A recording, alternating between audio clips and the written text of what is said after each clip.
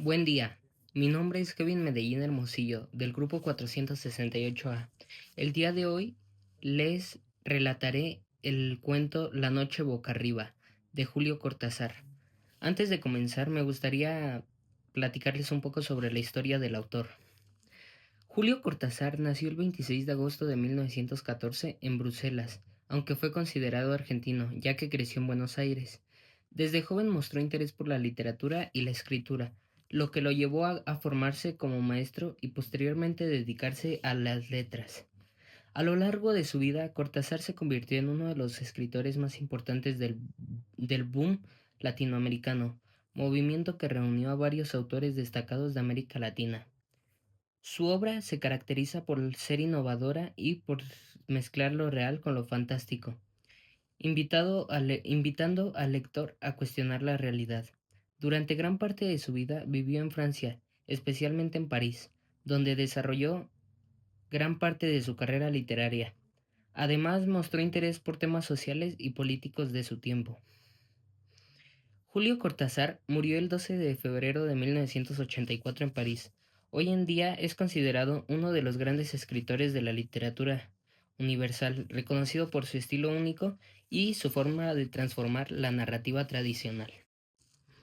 Ahora sí, comenzaré con el cuento La noche boca arriba de Julio Cortázar. A mitad del largo zaguán del hotel pensó que debía de ser tarde, y se apuró a salir a la calle y sacar la motocicleta del rincón, donde el portero de al lado le permitía guardarla. En la joyería de la esquina vio que eran las 9 menos 10. Llegaría con tiempo sobrado a donde iba. El sol se filtraba entre los altos edificios del centro, y, porque para sí mismo, para ir pensando no tenía nombre. Montó en la máquina saboreando el paseo.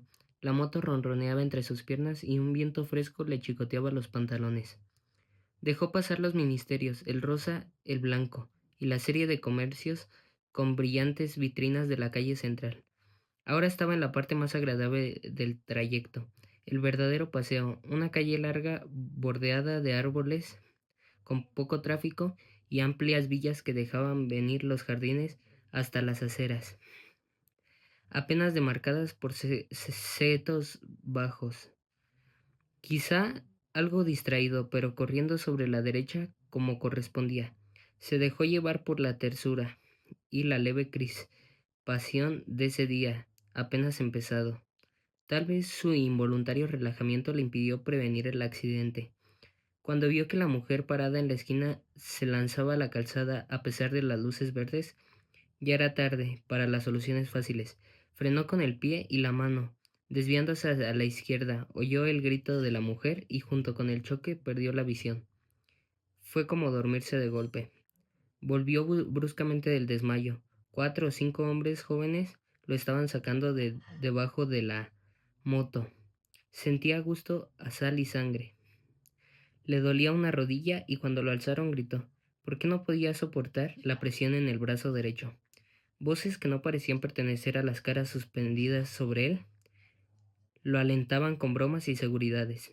Su único alivio fue oír la confirmación de que había estado en su derecho al cruzar la esquina.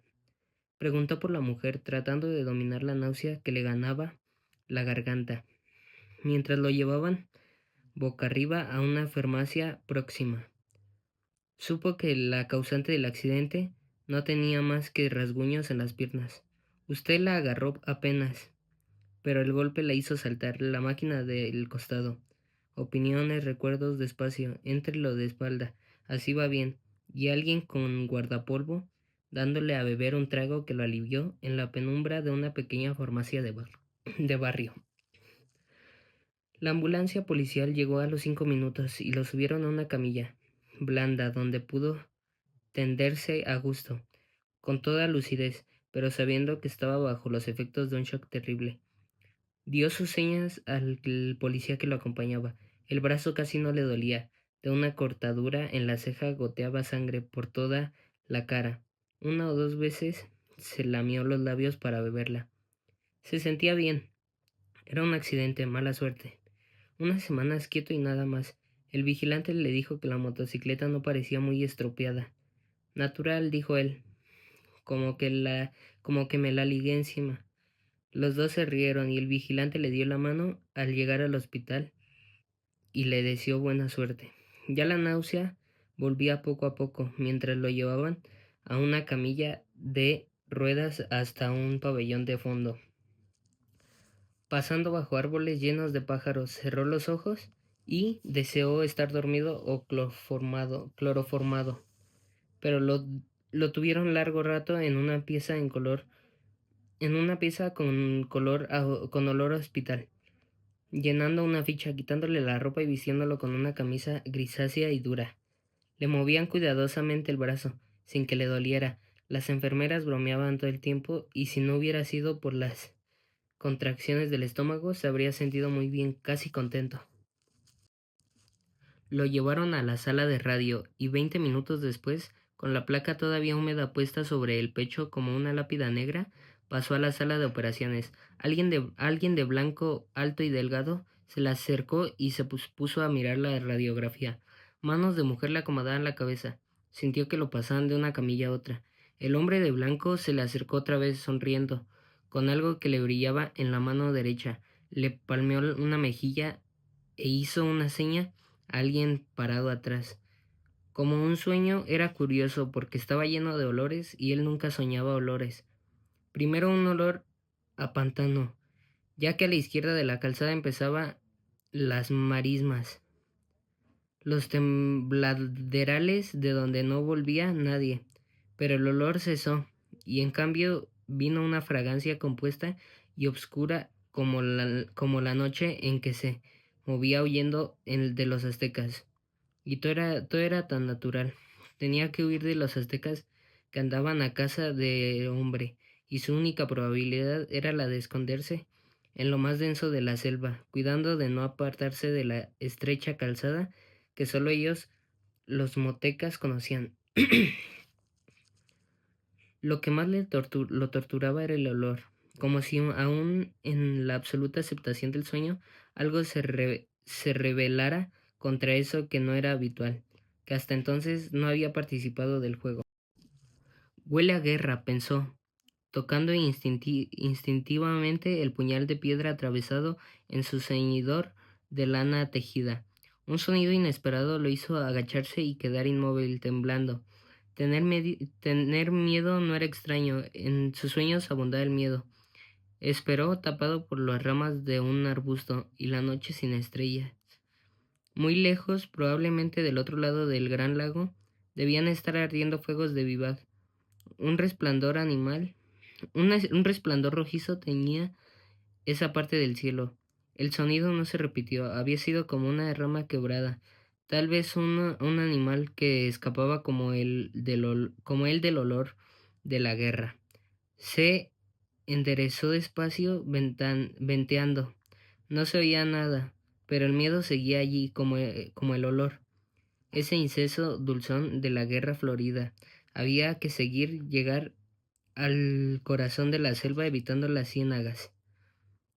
A tientas, agachándose a cada instante para tocar el suelo más duro de la calzada, dio algunos pasos. Hubiera querido echar a correr, pero los tembladerales palpitan a su lado.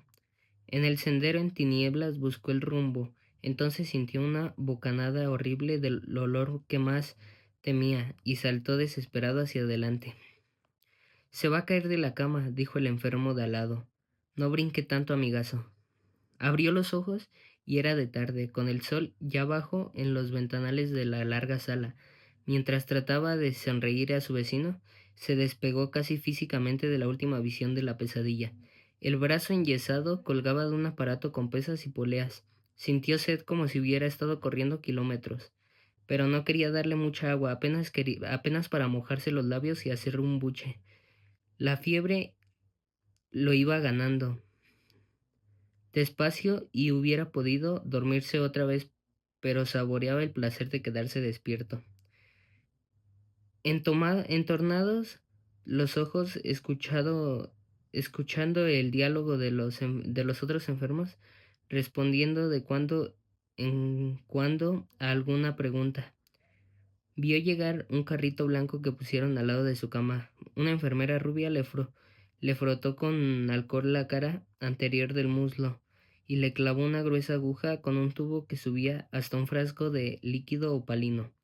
Un médico joven vino con un aparato de metal y cuero que le ajustó el brazo sano para verificar algunas cosas. Caía la noche y la fiebre lo iba arrastrando blandamente a un estado donde las cosas tenían un relieve como de gemelos de teatro. Eran reales y dulces, y a la vez ligeramente repugnantes, como estar viendo una película aburrida y pensar que sin embargo en la calle es peor y quedarse. Vino una taza de maravilloso caldo de oro oliendo a puerro, a apio, a perejil.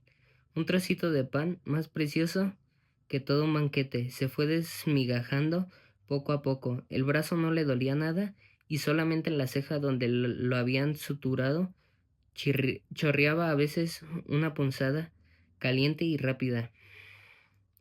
Cuando los ventanales de frente miraron a manchas de un azul oscuro, pensó que no le iba a ser difícil dormirse. Un poco incómodo de espaldas, pero al pasarse la lengua por los labios resecos y calientes, sintió el sabor del caldo y suspiró de felicidad, abandonándose.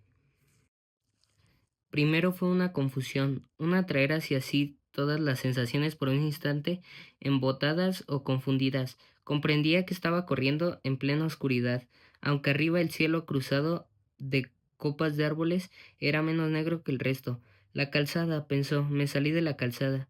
Sus pies se hundían en un colchón de hojas y barro, y ya no podía dar un paso sin que las ramas de los arbustos le azotaran el torso y las piernas.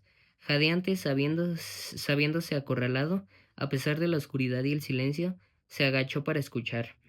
Tal vez la calzada estaba cerca. Con la primera luz del día iba a verla otra vez.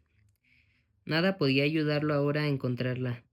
La mano que sin saberlo él la aferraba el mango del puñal, subió como el escorpión de los pantanos hasta su cuello, donde colgaba el amuleto protector. Moviendo apenas los labios, mustió la plegaria del maíz que trae las lunas felices y la súplica a la muy alta, a la dispensadora de los bienes motecas, pero sentía al mismo tiempo que los tobillos se le estaban hundiendo despacio en el barro.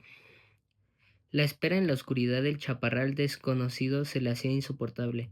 La guerra florida había empezado con la luna y llevaba ya 3 días y 3 noches. Si conseguía refugiarse en lo profundo de la selva, abandonando la calzada más allá de la región de las ciénagas, quizás los guerreros no les seguirían el rastro. Pensó en los muchos prisioneros que ya habían hecho, pero la cantidad no contaba, sino el tiempo sagrado. La caza continuaría hasta que los sacerdotes dieran la señal de regreso. Todo tenía su número y su fin, y él estaba dentro del tiempo sagrado, del otro lado de los cazadores. Olió los gritos y se enderezó de un salto, puñal en mano, como si el cielo se incendiara en el horizonte, y vio antorchas moviéndose entre las ramas muy cerca. El olor a guerra era insoportable, y cuando el primer enemigo le saltó al cuello, casi sintió placer en hundirle la hoja de piedra en pleno pecho. Ya lo rodeaban las luces, los gritos alegres. Alcanzó a cortar el aire 1 o 2 veces, y entonces una soga lo atrapó desde atrás. Es la fiebre, dijo el de la cama de al lado. A mí me pasaba igual cuando me operé del duodeno. Tome agua y va a ver que duerme bien. Al lado de la noche de donde volvía, la penumbra tibia de la sala le pareció deliciosa. Una lámpara violeta velaba en lo alto de la pared del fondo como un ojo protector. Se oía toser, respirar fuerte, a veces un diálogo en voz baja. Todo era grato y seguro. Sin pero no quería seguir pensando en la pesadilla. Había tantas cosas en que entretenerse. Se puso a mirar el yeso del brazo, las poleas que tan cómodamente se le sostenían en el aire. Le habían puesto una botella de agua mineral en la mesa de la noche. Bebió la gollete golosamente. Distinguía ahora las formas de la sala, las 30 camas, los armarios con vitrinas. Ya no debía tener tanta fiebre, sentía fresca la cara. La ceja le dolía apenas como un recuerdo. Se vio otra vez saliendo del hotel, sacando la moto. ¿Quién hubiera pensado que la cosa iba a acabar así? Trataba de fijar el momento del accidente y le dio rabia advertir que había ahí como un hueco, un vacío que no lo alcanzaba a rellenar. Entre el choque y el momento en el que lo habían llevado del suelo, un desmayo o lo que fuera no lo dejaba ver nada. Y al mismo tiempo tenía la sensación que ese hueco, ese nada, había durado una eternidad. No siquiera mismo, no, ni siquiera tiempo, más bien como si en ese hueco él hubiera pasado a través de algo o recorrido distancias inmensas. El choque, el golpe brutal contra el pavimento. De todas maneras, al salir del pozo negro había sentido casi un alivio mientras los hombres lo alzaban del suelo, con el dolor del brazo roto, la sangre de la ceja partida, la confusión en la rodilla. Con todo eso, un alivio al volver al día y sentirse sostenido y auxiliado. Y era raro. Le preguntaría alguna vez el médico de la oficina. Ahora volvió a ganarlo el sueño, a tirarlo. Era a tirarlo despacio hacia abajo. La almohada era tan blanda y en su garganta afiebrada la frescura del agua mineral. Quizás pudiera descansar de veras, sin las malditas pesadillas. La luz violeta de la lámpara en lo alto se iba apagando poco a poco. Como dormía de espaldas no lo sorprendió la posición en que volvía a reconocerse, pero en cambio el olor a humedad, a piedra resumante de filtraciones, le cerró la garganta y lo obligó a comprender. Inútil abrir los ojos y mirar en todas las direcciones. Lo envolvía una oscuridad absoluta. Quiso enderezarse y sintió las sogas en las muñecas y los tobillos. Estaba estaqueado en el suelo, en un piso de lajas helado y húmedo. El frío le ganaba, la espalda desnuda, las piernas. Con el mentón buscó torpemente el contacto con su amuleto y supo que se lo habían arrancado. Ahora estaba perdido. Ninguna plegaria podía salvarlo del final. Lejanamente, como filtrándose entre las piedras del calabozo, oyó los atabales de la fiesta. Lo habían traído al Teocalli. Estaba en las mazmorras del templo a la espera de su turno. Oyó gritar, un grito ronco que rebotaba en las paredes, otro grito acabando en un quejido. Era el que gritaba en las tinieblas, gritaba porque estaba vivo. Todo su cuerpo se defendía con el grito de lo que iba a venir, del final inevitable. Pensó en sus compañeros que llenarían otras mazmorras y en los que ascendían ya a los peldaños del sacrificio. Gritó de nuevo sofocadamente. Casi no podría abrir la boca. Tenía las mandíbulas agarrotadas y a la vez como si fuera de goma y se abrieran lentamente con un esfuerzo interminable. Al chirriar de los cerrojos lo sacudió como un látigo. Convulsó, retrocediéndose, luchó por zafarse de las cuerdas que se hundían en la carne. Su brazo derecho, el más fuerte, tiraba hasta que el dolor se hizo intolerable y tuvo que ceder. Vio abrirse la doble puerta y el olor de las antorchas le llegó antes que la luz. Apenas ceñidos con el taparrabos de la ceremonia, los acólitos de los sacerdotes se le acercaron mirando con desprecio. Las luces se reflejaban en los torsos sudados, en el pelo negro lleno de plumas. Se dieron las sogas y en su lugar lo aferraron manos calientes, duras como bronce. Se sintió alzado, siempre boca arriba, tironeando como por los cuatro